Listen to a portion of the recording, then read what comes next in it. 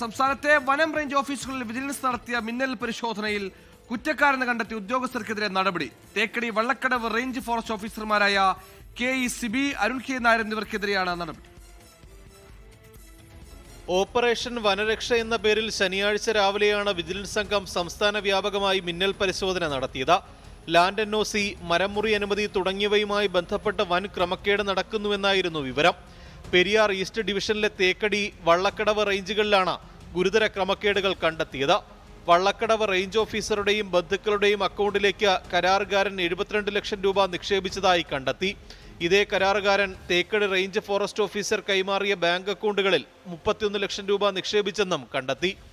ഉദ്യോഗസ്ഥരുടെ ഭാഗത്ത് ഗുരുതരമായ ക്രമക്കേടും കൃത്യവിലോപവും നടന്നതായി പ്രാഥമിക അന്വേഷണത്തിൽ ബോധ്യപ്പെട്ടതോടെയാണ് സസ്പെൻഷൻ നടപടി. കുറ്റക്കാരെ സംരക്ഷിക്കില്ലെന്നും തെറ്റ് ചെയ്താൽ ഏത് ഉന്നതനായാലും നടപടിയെടുക്കുമെന്നും വനമന്ത്രി AK ശശീന്ദ്രൻ അറിയിച്ചു. 24 തിരുവനന്തപുരം. ലോകത്തെവിടെയായാലും ഏത് സമയത്തും 24 വാർത്തകളും ഓഗ്മെന്റഡ് റിയാലിറ്റി പാക്കേജുകളും എക്സ്പ്ലെയിനറുകളും വിശദമായി കാണാൻ ഞങ്ങളുടെ YouTube ചാനൽ നിങ്ങൾക്ക് സബ്സ്ക്രൈബ് ചെയ്യാം.